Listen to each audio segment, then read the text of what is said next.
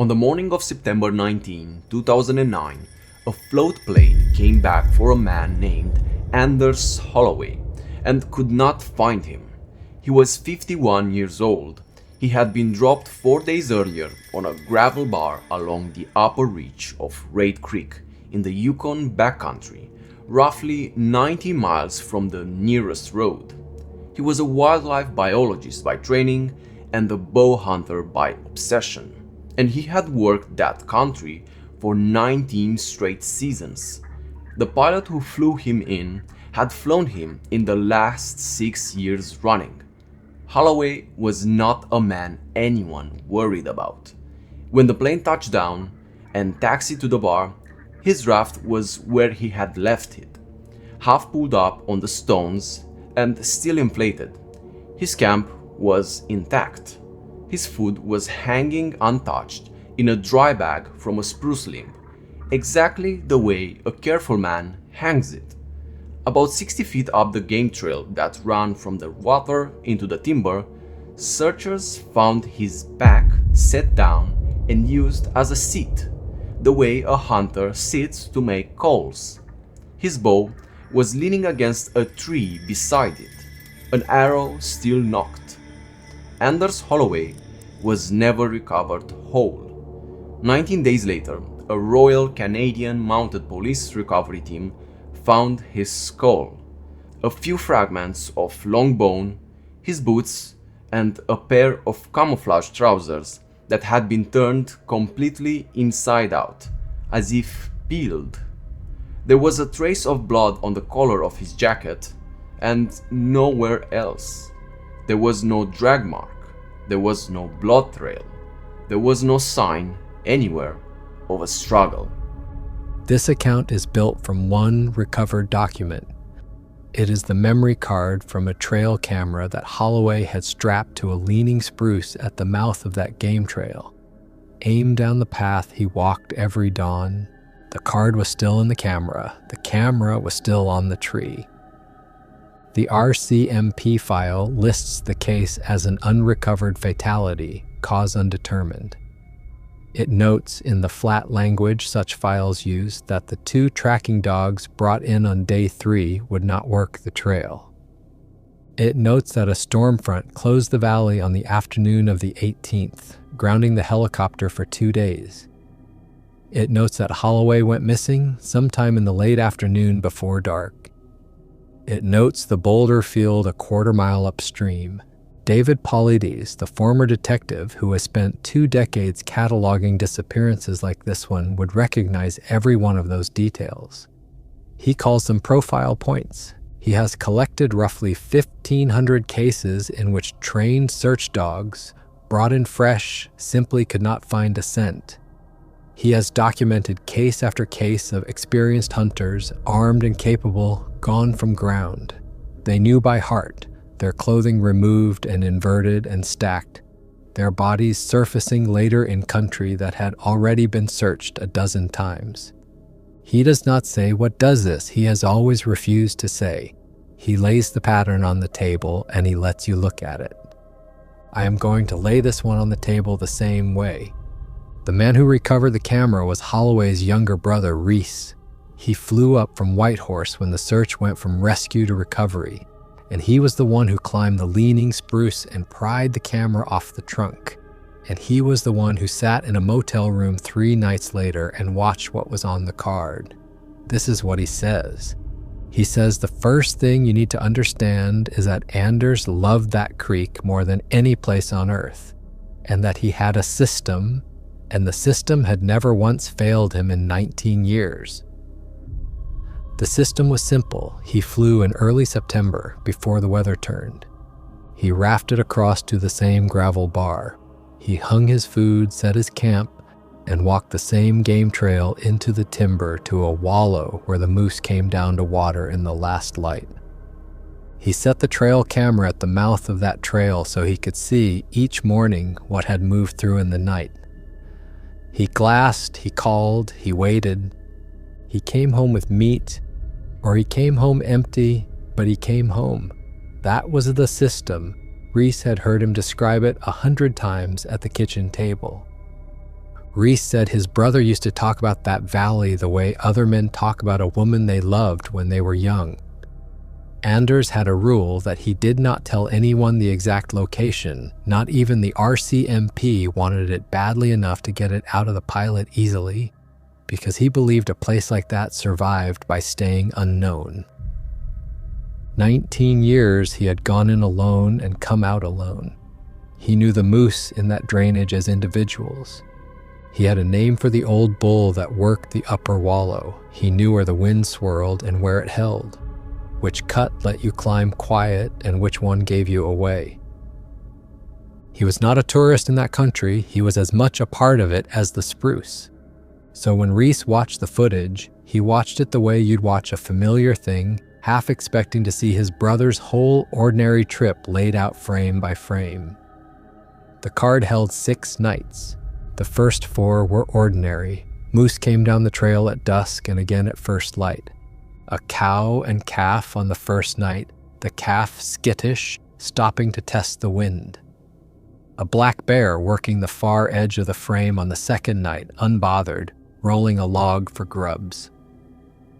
A pine marten that triggered the camera 3 separate times, curious about the little red eye. A porcupine. The ordinary traffic of the ordinary woods, in the flat blue-green wash of the infrared, the trail bright in the near distance, and the timber falling off into pure black behind it. Reese said he could almost relax watching it.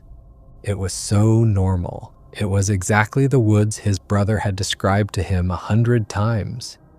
It was the 5th night that stopped him. He says on the 5th night the woods went quiet, and you could see it happen. Not silence you could hear, obviously, because these are photographs, but silence you could read in the frames.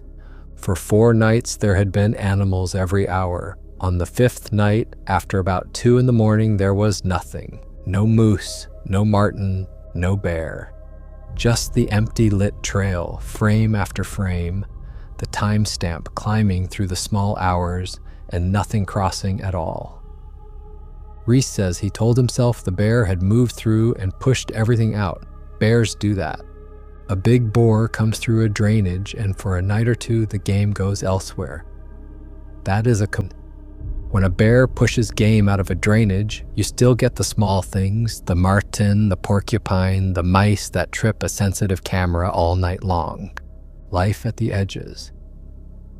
But after 2 in the morning on the 5th night, there was nothing at all. Not one small warm thing crossing that trail, as though every animal in that valley from the moose down to the mice had made the same decision at the same hour to be somewhere else. He said he had never seen a trail camera go that quiet. A trail camera is never that quiet.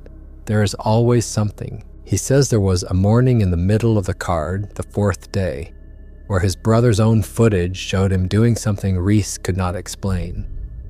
Anders comes into frame at first light on his way to the wallow, and he stops. He stops dead on the trail, maybe 30 feet from the camera, and he crouches and he looks at something on the ground off to the side of the path, in the brush at the trail's edge. He is looking at it for a long time, long enough that the camera, which shot on motion and then held for a set interval, catches him in that crouch across 4 or 5 separate exposures, the timestamps a minute or 2 apart.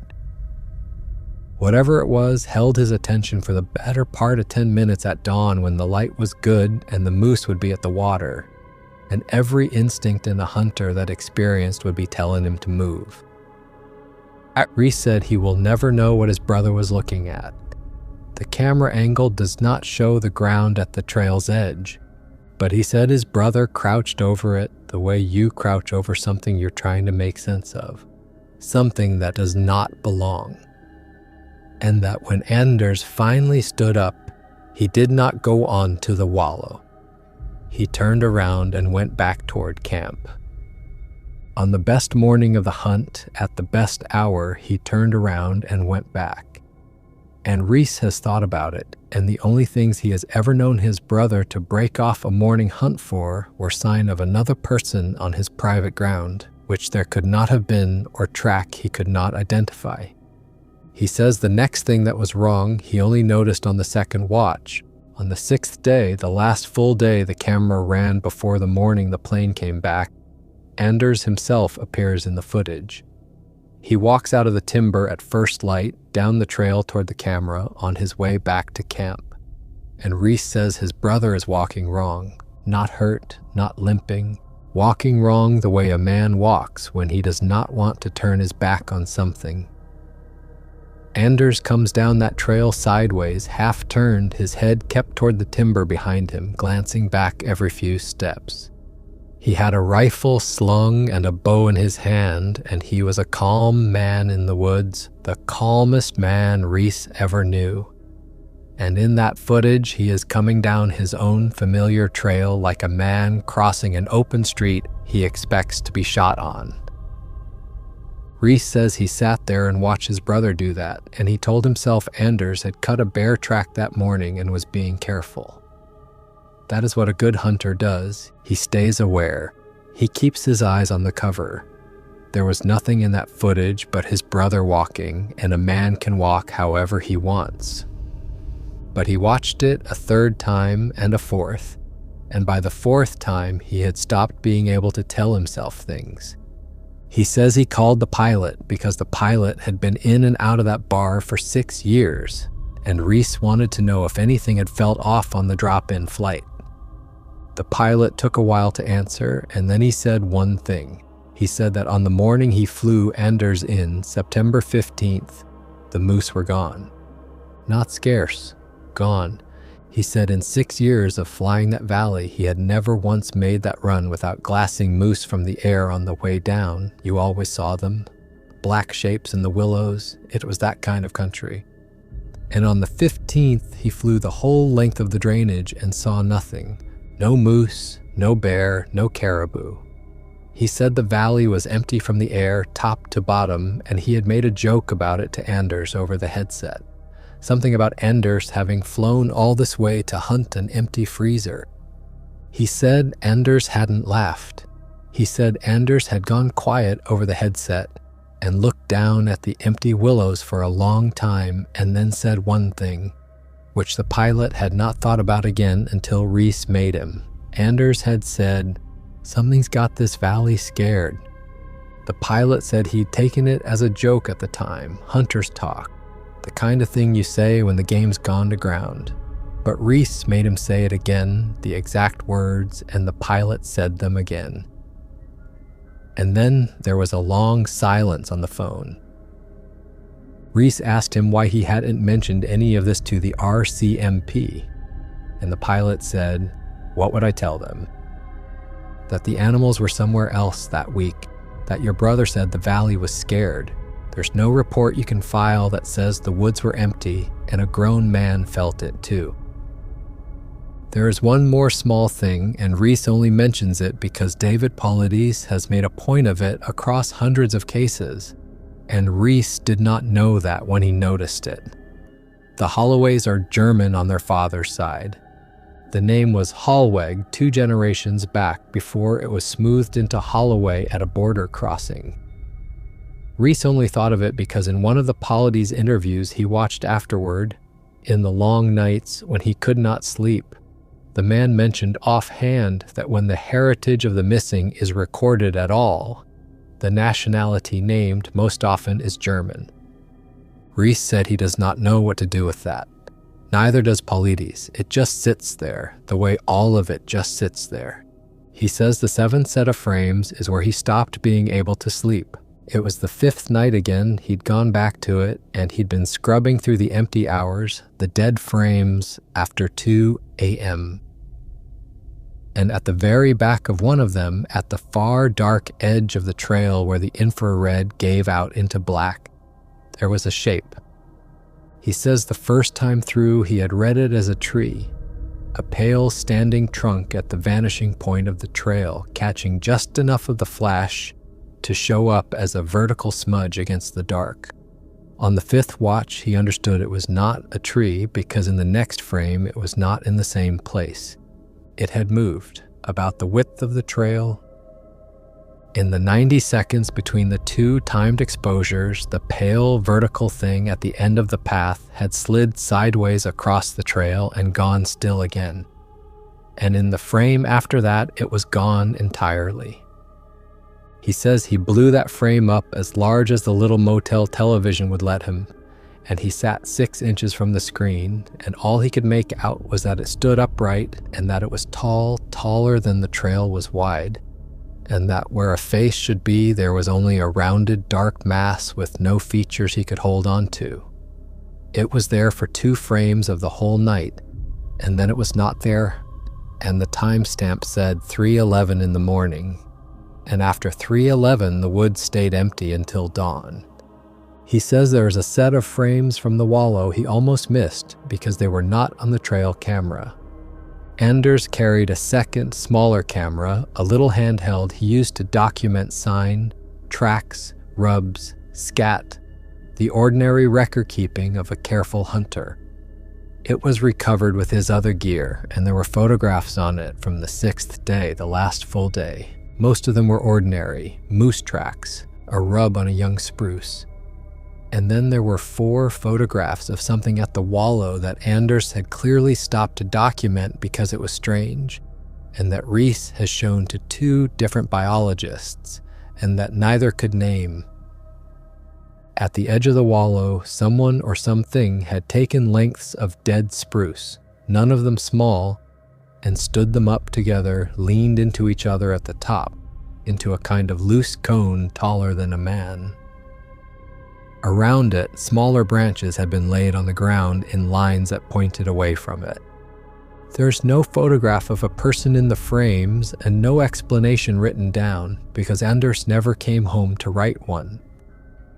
There are just the 4 photographs of the leaning spruce cone at the wallow where he hunted, taken the day before he vanished, the last deliberate thing he chose to record. Reese said the biologists both used the same word, independently, weeks apart. They both said the structure was made, not fallen, made. He says that once he started looking, he found out his brother had not been the first to go missing from that stretch of country, and that this was the thing that took him from grieving a freak accident to understanding he was looking at a pattern. Reese spent that winter doing what David Paulides has spent 20 years doing, except for 1 man instead of 1,500. He filed requests, he read old newspaper archives out of Whitehorse and Mayo. He called the RCMP detachment until they stopped taking his calls. And he found that the upper Reed Creek drainage and the country around it had swallowed people before. A trapper in the 1960s gone from his line in good weather, his sled and dogs found, the man never. A geological survey worker in 1988 who walked away from a camp at midday and was not found, in country that had been gridded by air for 2 weeks. A pair of hunters in 2001, one of whom came out and one of whom did not, and the one who came out would never say what had happened and left the territory within the year. Reese laid them on a map the way Paulides lays his clusters on a map, and they made a rough circle, and his brother's gravel bar was inside it. He said the thing that undid him was not that his brother had died. Men die in the Yukon. The thing that undid him was realizing that his brother had chosen that valley for exactly the reasons that made it dangerous. Because it was remote, because it was unknown, because nothing and no one went there. Anders had loved it because it was empty of people, and Reese came to believe that it was empty of people for a reason, and that his brother had spent 19 years hunting in the mouth of something's territory and gotten away with it 19 times before the season he did not. He says the next night the dogs wouldn't come. Not the search dogs, that was later. He meant the pilot's dog, and here Reese had to explain something. The pilot kept a dog, an old shepherd cross that flew everywhere with him and had flown into Reed Creek a dozen times. Loved it there. And Reese, once he'd seen the shape, had called the pilot back and asked on a hunch he couldn't explain whether the dog had come on the drop-in flight. The pilot said the dog had refused the plane that morning, would not get in, planted itself on the tarmac at Whitehorse and would not load, and the pilot had flown Anders in without it because they were burning daylight. He said the dog had never done that before and never did it again. He said it like it embarrassed him. Reese says that was the moment the last of it went out of him, the last of the telling himself. Because a bear moving through a drainage does not empty a valley from the air. A bear does not stand upright at the end of a trail and cross it and vanish.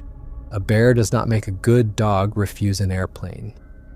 He says he needs to tell about the search dogs because he was there for it, and because it is the one part of all this he watched with his own eyes instead of on a screen. The RCMP brought in 2 dogs on the 3rd day of the search, both of them experienced, one of them a shepherd that a constable told Reese had never failed to at least take a line in 4 years of work. They started the dogs at Anders's pack at the seat 60 feet up the trail where his bow leaned against the tree. And Reese said the dogs would not take it. Not, could not, would not. They circled the pack, they put their noses down and came up again. The shepherd took 2 steps down the trail toward the wallow, toward where the last frames on the camera would later show the figure standing at the tree line. And it stopped and it would not go on. It sat down. And then, Reese said, it did a thing he had never seen a working dog do. It turned around and it pressed itself against the constable's legs and it stayed there, leaning into the man, shaking until they took it back to the boat. The handler was embarrassed and angry and tried a second time an hour later and got the same result. The dog would work anywhere on the gravel bar. It would work back toward the water. It would not go up the trail into the timber. The constable wrote in the file, in the flat language of the file, that the canine team was unable to establish a track. What he did not write, because there is no line on the form for it, was that a proven search dog had refused the woods and hidden behind a man's legs and shaken like a struck thing on ground where a 51-year-old man had sat down 4 days earlier to call moose. Reese said watching that dog was worse than anything on the card. The card was a screen, the dog was alive and right in front of him and terrified of a specific direction in the trees. He says on the trail camera, the 8th night it came closer. This was the night before Anders walked down the trail sideways. And on this night, the shape was not at the vanishing point anymore. It was halfway down the trail in the middle distance where the flash could reach it, and it was walking. He says you could see the gait. Came down the trail on 2 legs, upright, the way a man walks and yet not the way a man walks, hunching forward into each step and then straightening between them, its arms hanging long past where a man's arms hang.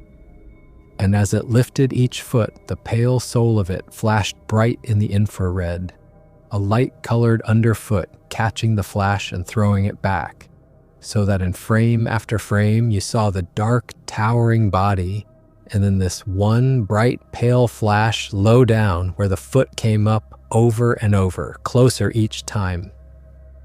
He counted the frames. It took most of an hour to come from the middle of the trail to a point maybe 40 feet from the camera, which is nothing, which is a distance a thing that size crosses in seconds. It came slow. It came like it was in no hurry at all. And Reese noticed something in the counting that he said he wishes he had not.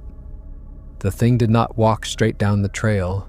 It would come forward a few frames, closing distance, and then in the next frame, it would be standing fully upright and still, straightened out of the hunch, facing the camera dead on with its long arms hanging as though it had stopped to look.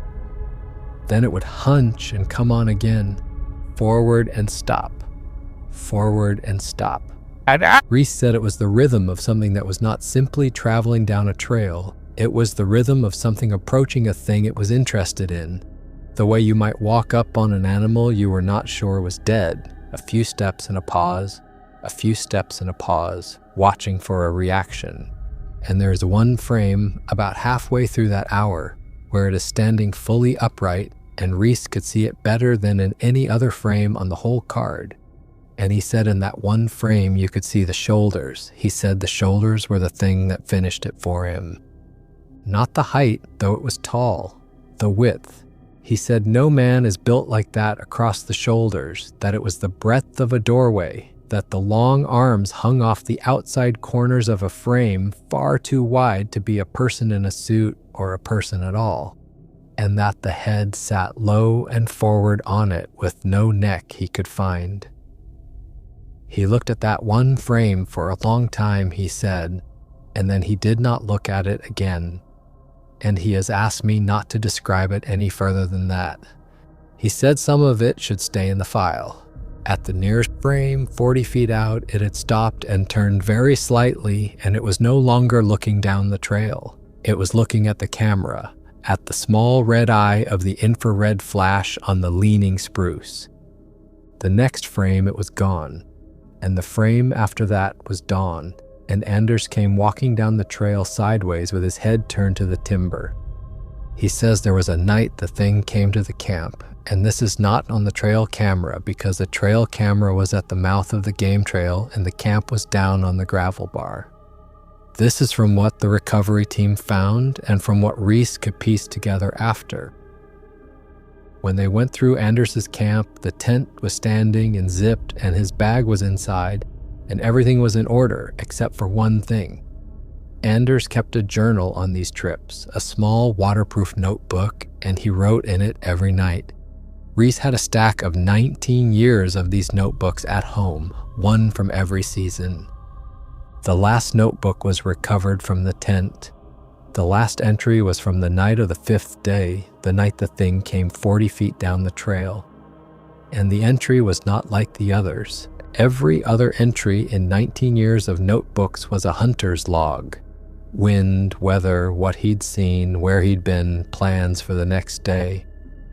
The last entry was 3 lines, and Reese has it memorized because he has read it so many times. It said that something had been in camp in the night, that the food bag was still hung but had been turned, spun on its cord, and left facing a different way and nothing taken, that there were no tracks he could find in the gravel, which should have been impossible for anything big enough to reach the bag.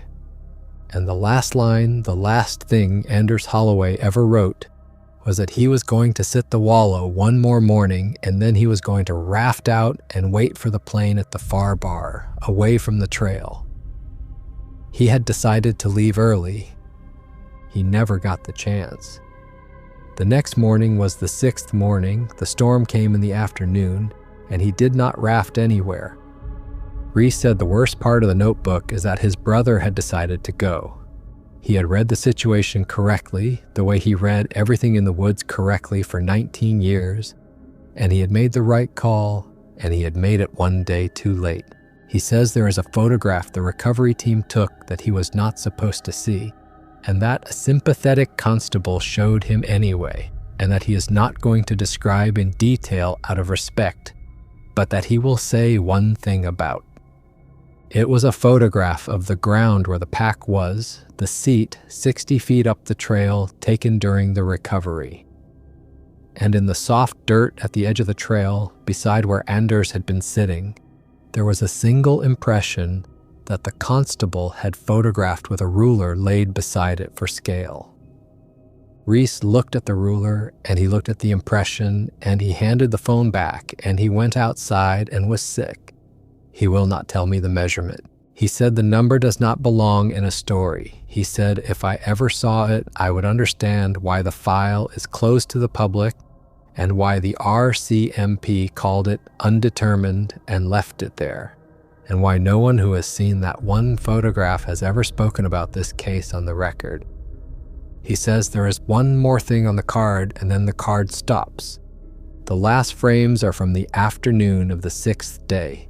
The 18th, the day the RCMP file says the storm front closed the valley, and the day, sometime in the late afternoon, that Anders Holloway went missing 60 feet from where he sat down to call. The light in the frames goes wrong fast. You can watch the weather come. The bright afternoon flattens and grays, the timber goes dim, and the automatic infrared kicks in early because the front has swallowed the sun. And in the last 4 frames on the card, there is a single figure standing at the very edge of the timber where the trail meets the trees, off to the left of the path, mostly hidden by trunks. You cannot see much of it.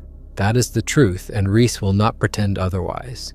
You can see it is tall and dark, and that it stands the way the thing on the 5th and 8th night stood. You can see a suggestion of a heavy brow, and beneath it, catching the last of the flat gray light, 2 eyes that are turned not down the trail and not at the camera, but off to the right, toward the wallow, toward the place where Anders would have been sitting on his pack, with his bow against the tree, making calls into an empty valley 60 feet away. The last frame is that. And then the card ends because the camera was a motion camera, and after that nothing moved in front of it for 9 days until Reese climbed the tree and took it down. Except that is not quite true, and Reese made me include the part that is not quite true because he said leaving it out would be a lie of the kind that makes people not believe the rest. The card did not simply end. There were 9 days of nothing, as you'd expect, the camera sitting on its tree watching an empty trail while the search happened down on the bar, and the RCMP came and went.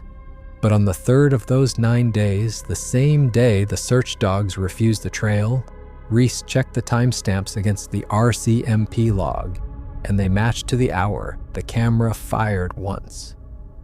In the middle of the afternoon, with no one on the trail because the searchers were all down at the water with the dogs, it fired once and the frame is empty, just the trail and the timber.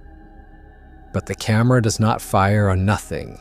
It fires on motion or on heat, and there is nothing in the frame, which means whatever tripped it was just out of frame. At the very edge, close to the tree the camera was mounted on.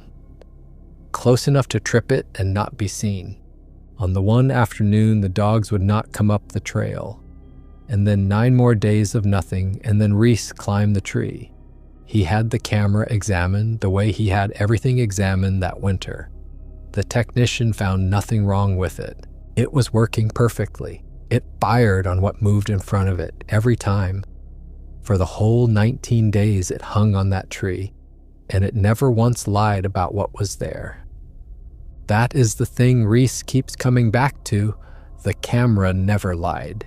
It only showed what came down the trail.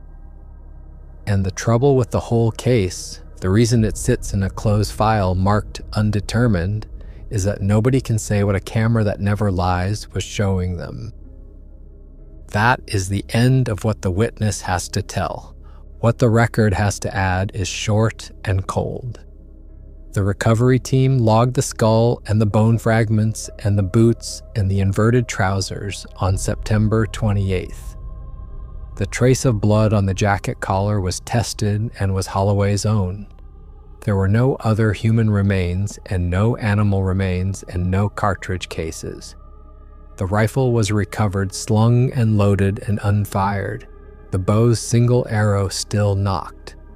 No predator that biologists could name leaves a man this way. A bear or a wolf pack leaves the scene, leaves blood and drag and disturbance, and takes the hanging food. Nothing was disturbed and nothing was taken, and there was almost no blood at all. The file was left open. It remains open. For the sake of honesty, the pattern this case fits is a pattern that has a skeptical answer, and it deserves saying. There are researchers who point out that a lost and hypothermic person can undress themselves in a confused final act, that scavengers scatter and strip remains, that dogs fail more often than we like to think, and that a man alone in vast country can simply be lost to it with no mystery required.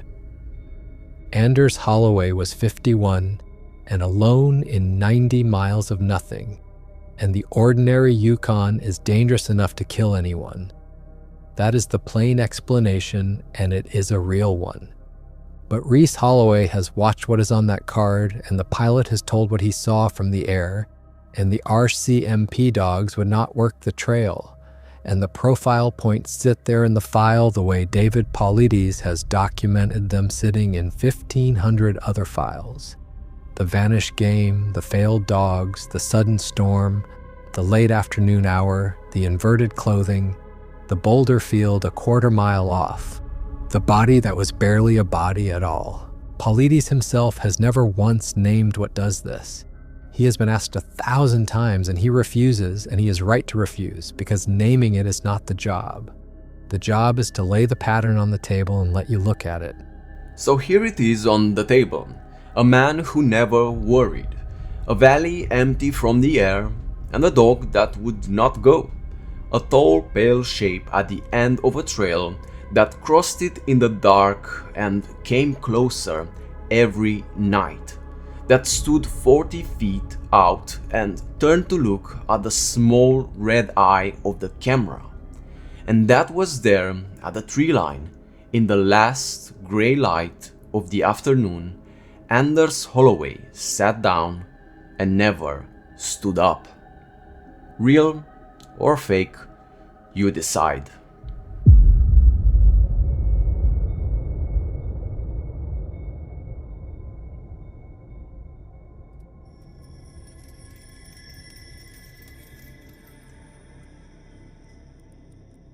I need to tell you about the property before the people who bought it after us have to learn it the hard way. And that is the only reason I am saying any of this out loud. My parents bought 40 acres in the eastern Upper Peninsula of Michigan in the fall of 2019. And there is a thing that lives on that land. And it is not a bear, and it is not a wolf. It is not a coyote with any disease, no matter how many times the man at the county told us that's the cause. It walks on 4 legs, and sometimes it walks on 2. It is tall, and it is starved looking, and it is wrong in a way I could not explain it to you until you had stood in the dark and heard it move, heard its sounds. I know now that there was more than one of it. I know now that the land itself was the problem, not the creature, and that we spent 4 years learning a set of rules to stay alive on the ground we should have driven away from the first week. The people who bought it from my mother last month seem like nice people. They have a little girl. And I have been sick to my stomach since the closing, because nobody told us anything either, and I have decided I would rather sound insane than stay quiet. So here is what I know. Here is everything I know. My father was a machinist for 31 years and the least superstitious man who ever lived. My mother taught 4th grade. They were not campfire story people. They were the kind of people who read the disclosure documents twice and priced out a new septic before they made an offer. I say that because I need you to understand that when they saw the listing, the first thing they did was assume something was wrong with it. 40 acres, mixed hardwood and cedar swamp, a sound 2-bedroom house, a pole barn, a spring-fed creek along the back line, for a price that made my father call the agent to ask what the catch was. The agent said the previous owners had relocated for work and needed a fast sale. That was all. My father, who trusted no one, drove up from downstate and walked the whole property line in an afternoon and found nothing wrong with it. And that night in the motel, he told my mother it was the deal of their lives, and she has never forgiven herself for agreeing. They closed on October 11th, 2019. I helped them move in the following weekend. It was beautiful. I want to say that plainly, because the way these stories usually go, the place is creepy from the start, and it was not. It was the prettiest land I'd ever seen my parents own. The maples were turning. The creek sounded like the best kind of quiet. The couple who sold it did not come to the closing. They signed remotely. My mother thought it was a little cold, and then she forgot about it because who thinks about that? My dad put up a trail camera in the last week of October because something was killing things. Nothing dramatic at first. That is the part I need you to sit with, because it is always how it started, small enough to explain away. A barn cat that had come with the place stopped coming to the porch. Then the neighbor 2 lots down, an old man named Everett, who we will get back to, mentioned he'd lost a couple of chickens through the fence. Clean, no feathers, no mess. My dad figured coyote or fisher the way you do, and he bought a cheap infrared trail camera and strapped it to a birch at the head of the deer trail that ran from the back of the pole barn down toward the cedar swamp, because that is the way anything would come and go. He was a machinist, he liked data, he wanted to know what was on his land. The camera was dated wrong out of the box. He never fixed the year, so the stamps all read wrong, which drove him crazy later when he was trying to build a timeline. But the nights and the times were right. And the first thing it caught that mattered, it caught on the 27th. I have looked at that first clip more times than I can count.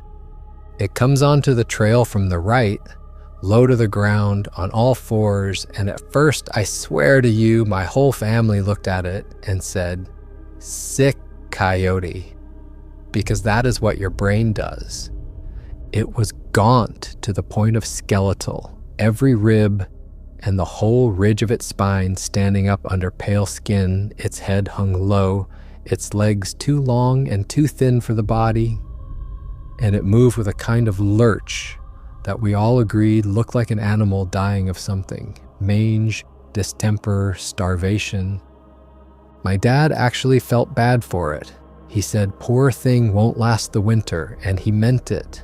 It crossed the frame from right to left, and its head came up once toward the camera, and its 2 eyes through the infrared straight back, 2 flat white coins where the eyes should be, and it kept going and went off the left edge. And that was that. 8, 9 seconds.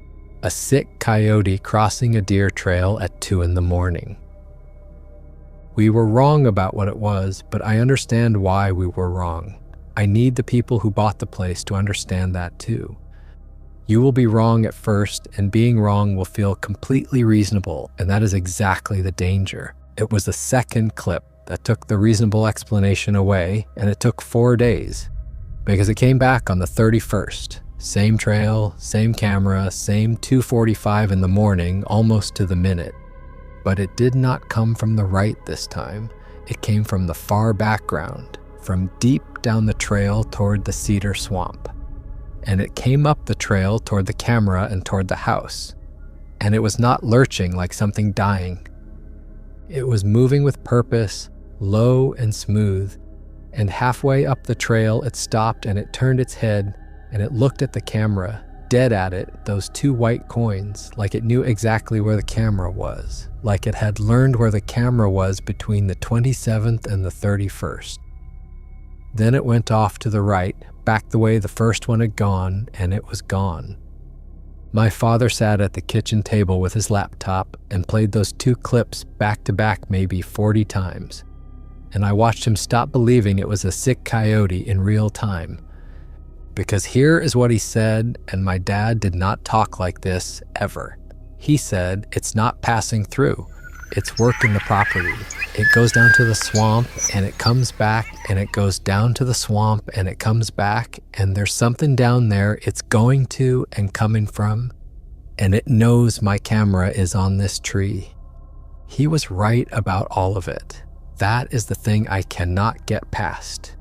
He figured out the whole shape of it in the first week, and it did not save us because knowing what it was doing and knowing what to do about it are 2 completely different things.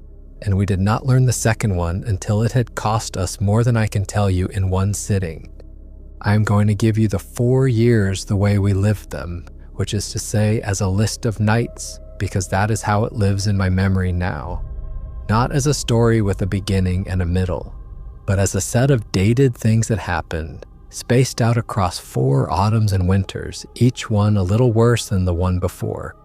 That first November, my dad walked the deer trail down to the cedar swamp in daylight with the shotgun to find what the thing was going to and coming from. He took me part of the way. I wanted to be clear that I did not see the dome myself because he made me wait at a fork in the trail where the ground was still hard. And he went on alone. And I have always been grateful and always been ashamed of being grateful. He was gone maybe 20 minutes. When he came back, his face was gray, and he was walking fast and not quite running. And he did not say anything until we were back in sight of the pole barn. And then he told me. He said the deer trail ran down to where the ground rose into a little island in the swamp, dry, ringed with blowdown. And that in the middle of it, the blowdown had been pulled together, not fallen together, pulled into a kind of low dome with a black gap at the bottom of it, big enough that a large thing could get in and out on its belly. He did not go in. He said the smell stopped him from 20 feet away, a smell like a dead thing and a wet dog and something sweet and rotten underneath that he had no word for and did not want one for. He said the ground all around the island was beaten flat and there were bones in it, small bones, and he thought some of them were deer, and he did not let himself think about what the others were. He came back and he did not walk down there again, ever, and he told me privately, years later, that walking away from that dome with his back to it was the single hardest thing he ever made himself do, that every animal instinct in him was screaming not to turn around, and that he turned around anyway because running is what prey does, and he would not be prey on his own land. He was proud of that. It was the only part of any of this he was ever proud of. That same November, the sounds started at night, and they were not animal sounds. I have heard coyotes my whole life. Coyotes yip and they howl, and there is a chorus to it, a whole pack talking. This was not that. This was single sounds spaced far apart from different points around the property on the same night. A long, low call from the swamp, and then 20 minutes of nothing, and then an answer to it from up by the road from the completely opposite corner of the 40, back and forth. Two things, at least two, on opposite sides of us, calling across the property we were sleeping in the middle of. My mother started sleeping with the light on that November and never stopped. That first Christmas, the dog next door, Everett's dog, an old beagle, went through the fence line at night and did not come back. Everett found the collar in the spring at the edge of our property, at the head of the deer trail, laid out flat on a stump, the way you'd set something down that you wanted found. Nothing else. Just the collar, unbuckled, not chewed. Unbuckled. My father saw it before Everett did. And he never told the old man that part, that the collar had been taken off and not torn off, because there was no kindness in telling him. The second spring, my mother started keeping a list on the refrigerator of the rules, and I want to read you the rules, because they tell you everything about how far it had gone by then without any single dramatic night you could point to.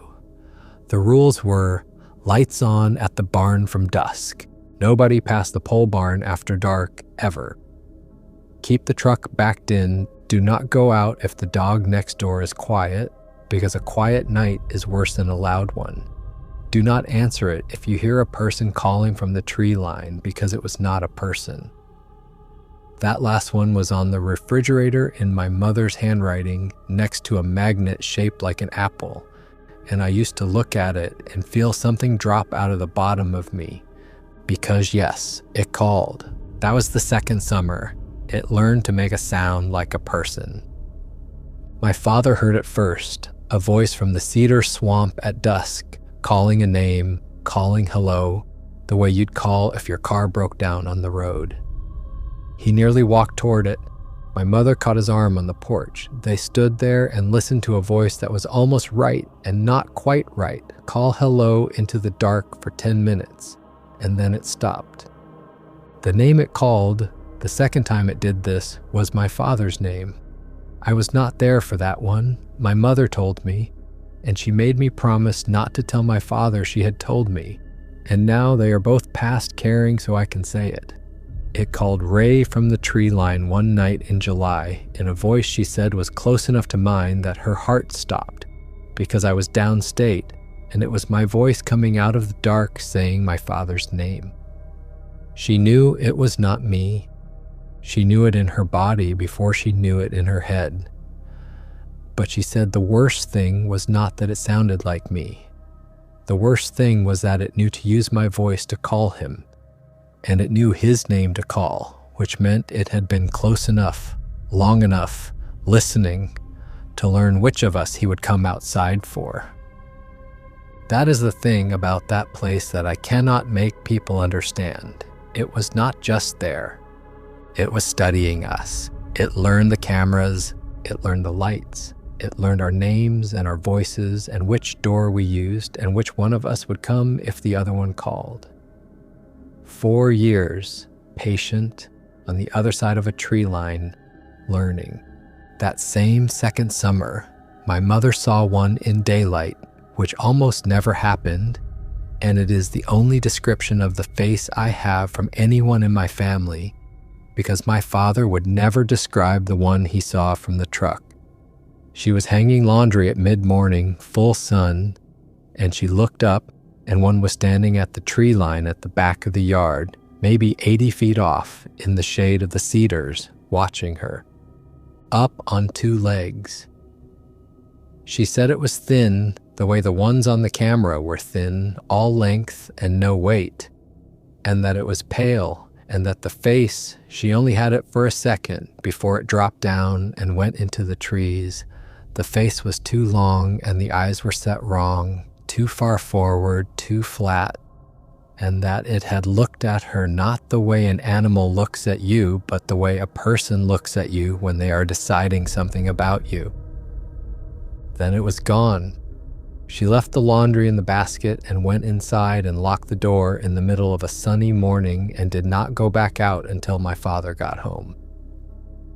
I told you the lore community draws a line between the benign things in the woods and the malevolent ones. The gentle ones keep their distance and mean you no harm. The other kind, the ones that walk wrong and wear other shapes and learn your voice to bring you out into the dark, those are the ones the old stories say to fear, and those are the ones that are drawn to certain ground and do not leave it. I did not know any of that then. I know it now. We were living on the second kind of ground. The second winter is when we understood there was more than one.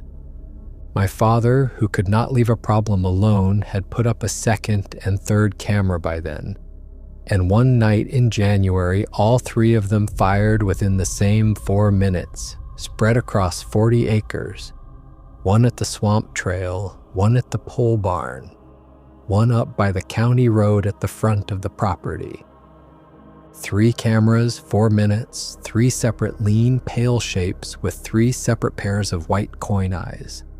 He laid the timestamps out on the kitchen table, and his hands were not steady, and he said, "There is no way one animal is at all 3 of these in 4 minutes." And my mother said the thing none of us had said out loud, which was, "Then how many are there?" We never answered that question. I want to be honest with you about the shape of what I know and what I don't. We never counted them. We only ever knew it was more than one, and that on some nights the woods felt full of them, and on other nights the property felt watched by exactly one patient from the tree line. The 3rd winter is the night I was home for. The one night in all 4 years I was on that land when it came all the way in. And it is the reason I believe every word my parents ever told me instead of half of it. I had driven up for Christmas. It was deep January cold, 30 below. The kind of night the UP gets where the snow squeaks and the trees crack like gunshots from the frost. We were all 3 in the house with the barn lights on and the doors locked, the way we lived by then. And around 2 in the morning, the dog, we had gotten a dog by then, a big shepherd my father bought after Everett's beagle, a dog that was supposed to be a warning system. The dog came off the floor by the wood stove and went rigid and started backing across the kitchen, backing away from the sliding door that looked out on the deck and the yard and the tree line, backing until it was pressed against the far cabinets, and it did not bark. It would not bark. It just pressed itself flat against the cabinets and shook, exactly the way, I did not know this then, I know it now, exactly the way the search dogs in the other story I have come to read about shook and pressed themselves against the searcher's legs. And then something came up onto the deck. We heard the boards take the weight. We heard them take it one slow step at a time, something heavy right on the other side of the glass. And my father put us behind him and turned off the kitchen light so we could not be seen and so we could see out. And we stood in the dark of our own kitchen and watched a shape stand on our deck on two legs, tall enough that we could not see its head above the top of the door frame, just the pale, thin torso of it filling the glass, close enough that if the door had been open, my father could have touched it. It stood there. It did not try the door. It stood there for what my mother later swore was a full minute and what I think was maybe 15 seconds. And then it lowered itself down onto all fours. We watched the torso sink and the shape change, and it went back down off the deck and across the yard, unhurried. That same terrible lack of hurry, and into the tree line. And the boards ticked as they came back up from the cold weight, and the dog would not come out from against the cabinets until dawn. Nobody said anything. There was nothing to say. In the morning, there were marks in the snow on the deck that my father photographed and then swept away before my mother could look at them too long, and we did not talk about it, and I drove back downstate 2 days later and cried the whole way to the bridge because I was leaving them there and I knew it and they knew it, and none of us could afford to say it. That is the night I stopped being a person who wondered if my family was exaggerating. You cannot exaggerate a thing standing on your deck in the dark. You can only survive having seen it or not. The third year is when my father tried to fix it, and I want to walk through what he tried, because the people who bought the place are going to try the same things, and I need them to know none of it worked. He tried lights, he put up motion floods on the barn and the house and ran them off a generator, and for about a week the property was lit up like a prison yard, and the cameras caught nothing, and we let ourselves believe light was the answer. Then the flood started tripping on nothing all night, over and over, facing the tree line, something standing just past the edge of the light, tripping the sensor and stepping back, tripping it and stepping back, for hours, learning the exact radius of the light. After that week, we understood the light only showed us where the edge of our safety was. It did not push the edge back. He tried fence. He priced out game fence for the whole back 40 and got as far as setting corner posts along the swamp side, and the morning after he set them, 3 of the 4 corner posts had been pulled and dropped. Not dug. Pulled clean out of the ground and laid down pointing at the house. He did not finish the fence. He tried noise and he tried absence. He read online, on the forums where people trade this kind of thing in the language of half-belief, that some people kept these things back with sound, radios left on all night, talk stations, human voices.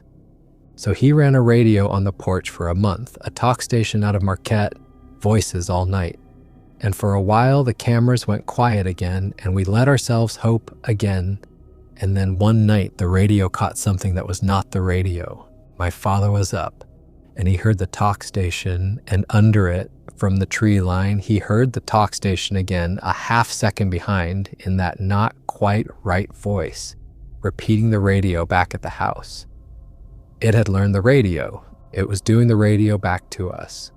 He turned it off and we never ran it again, and I have not been able to listen to talk radio since without my skin crawling. He tried the gun. Of course he tried the gun.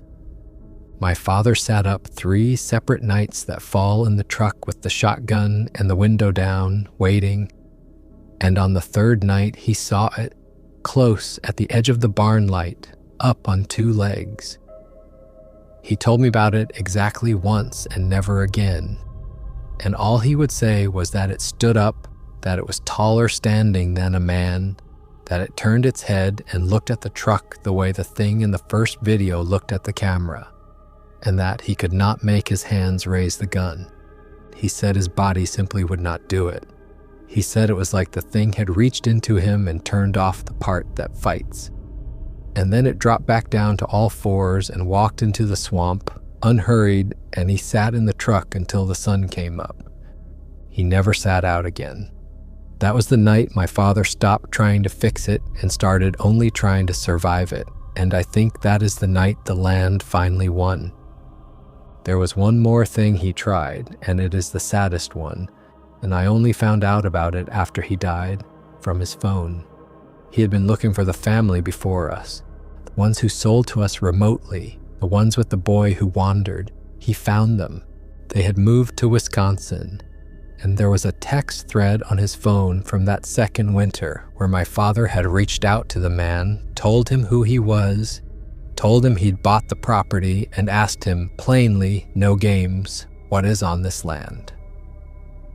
And the man had written back one message and then blocked him. One message, it said, "Get your family out.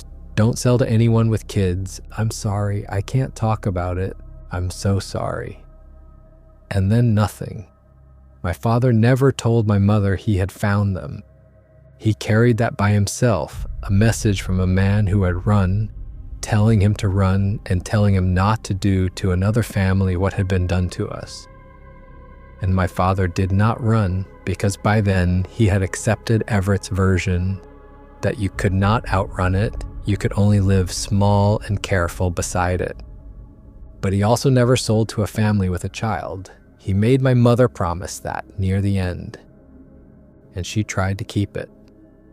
The buyers didn't mention the little girl until the walkthrough, after the papers were as good as signed, and by then my mother was a widow who needed to be off that land more than she needed anything, and she convinced herself the child would be fine if they just knew the rules. That is the promise I'm trying to keep for both of them now, since neither of them can. That is what the envelope is for. Here is what we learned about why the land was cheap, and it is the part that turns my stomach the most, because it means it was always going to be us or somebody, and the somebody just happened to be us. Everett, the old neighbor, one who lost the beagle, finally talked to my father in the 3rd year, after he'd watched us go through all of it. He was in his 80s, and he had lived on the adjoining lot his entire life, and he told my dad that the 40 acres we'd bought had changed hands 6 times in 40 years. 6 times, Everett had watched 6 families move onto that land full of plans and move off it hollow, some fast, some slow, and he said not one of them would talk about why when they left. He said the family before us, the ones who sold remotely and didn't come to the closing, had a boy who wandered down toward the swamp one October and was found 3 days later, alive, sitting in a boulder-strewn wash 1.5 miles away. On the far side of terrain, a child could not have crossed, with no memory of how he got there and no memory of the 3 days. They were packed and gone inside a month. They sold to us at a loss and signed the papers from another state and never looked back. And I understand now that they were not being cold. They were running, and they could not bring themselves to warn us, because warning us meant saying it out loud. And once you have lived it, saying it out loud is the hardest thing there is. Everett said the old people in the county had a name for that ground, and a rule about it, and the rule was that you did not build on it, and you did not hunt it, and you did not cut wood on it, and you left it to whatever had it. He said the 40 acres had been logged once, back in the 50s, by a company that did not know or did not care, and that 2 of the men on that crew had not come out of the swamp, and that the company had left the job half finished and the land had gone back to the county for taxes and been sold cheap to the first family foolish enough to build on it. He said every family since had been the same story stretched to a different length. The Petersons, who lasted 9 years and left after their oldest boy stopped speaking for a season and would not say why. A family whose name he had forgotten who lasted a single winter. The couple before us with the boy who wandered 1.5 miles into a boulder wash he could not have reached and came back with 3 days gone out of his head. He said the old people had a name for it, and he told my father the name once, quietly, and my father would never repeat it to me. He said it did not translate to anything you would say in English, and that Everett had asked him not to say it out loud on the property, because the old rule was that you did not name it where it could hear you name it. My father, the machinist, the man who read the disclosures twice, honored that. He never said the word. That is how far into it we were by the 3rd year. My engineer father would not speak a word out loud in his own backyard because an 80-year-old man had asked him not to, and it did not seem strange to any of us anymore. He said the land was not haunted the way people mean haunted. He said it was occupied. He said something lived there that had always lived there, that wore different shapes and knew how to sound like a lost man, and that it did not want the land shared. And he said the reason he had never left himself in 80 years was that he had learned as a boy exactly where its ground ended and his began, and he had never once, not one time, crossed the line.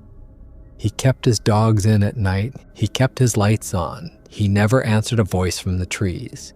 He never cut a tree past a certain old stone wall that his grandfather had built as a marker, a wall that ran exactly along the line between his ground and ours, and Everett said his grandfather had known where to build it, and had never said how he knew. He had survived a lifetime next to it by treating it like a live wire, by knowing exactly where it was and never, ever touching it.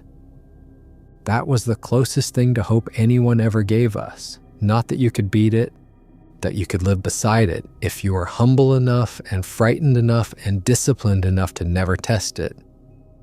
My father was a machinist who fixed things for a living, and it broke something in him to accept that this was a thing that could not be fixed and could only be survived. We survived it for 4 years, and then last spring my father died. His heart, in his sleep, in the house. Nothing to do with any of this, or nothing I can prove has anything to do with it. And my mother could not stay on that land alone, and I could not move her in with the woods at my own back, and so she sold. She tried at the end to say something to the buyers. I was there. She got as far as telling them to keep lights on the barn and to keep their little girl in after dark. And the husband smiled the polite smile you smile at an old widow who is anxious about the property she is leaving, and he said, "Don't you worry, we'll take good care of the place." And my mother looked at me across the kitchen, and I watched her decide not to say the rest, because the rest sounds insane, and because saying it out loud is the hardest thing there is, and because who would believe her? That is why I am telling it now instead of her. The camera is still on the birch at the head of the deer trail. My father never took it down, and my mother left it for the new people. The dome is still out on the dry island in the cedar swamp. Whatever goes down to it and comes back is still going down to it and coming back, on 4 legs and sometimes on 2, learning where the new cameras are, learning the radius of the new lights, learning a new family's voices to call them out into the dark. And there is a little girl in that house who does not know the rules. I drove up last week. I could not help it. I did not go in. I have not set foot past the county road since the closing, and I never will again. But I parked on the shoulder where you can see the house through the trees. The way Everett must have watched 6 families come and go, and I sat there in the cold with the engine running, and I looked at the place that ate 4 years of my family. The barn lights were on. That was the first thing I saw, and it put my heart in my throat, because I did not know if the new people had turned them on out of habit or because they had already learned. And then I saw the little girl. She was in the yard in a snowsuit in the last of the afternoon light, playing the way a child plays, running back and forth, And behind her, the tree line stood there, dark and close and patient the way it always stood. And I wanted to lay on the horn and scream at her to get in the house. Get in the house. It is almost dark, and I did not, because what would I be but a strange man in a car frightening a child? And I put the truck in gear, and I drove home, and I started writing the envelope that night. I saw Everett's place on the way out, too. There's a for sale sign on it now. He passed in the fall. The paper said 91 years old. In his bed, in the house his grandfather built, next to the line his grandfather knew where to draw. He outlived every family that ever tried to live on the 40 acres beside him. He did it by never once crossing the line. I think about that a lot. I think he is the only person who ever really understood that place. And the thing he understood was that you do not beat it, and you do not fix it, and you do not fight it. You survive it by being humble in front of it every single day for the rest of your life. And most people cannot do that. And so most people do not survive it, and the ones who do leave hollow. I have written the rules down. I am going to mail them to that house with no name on the envelope. And I already know how it is going to sound to whoever opens it. And I am going to mail it anyway. Keep the lights on, stay in after dark, do not finish the fence, do not answer the voice from the trees, and whatever you do, do not go down the swamp to see what is at the end of the trail. Real or fake, you decide. Hope you enjoyed these ones. Thank you for watching, and I will see you in the next one.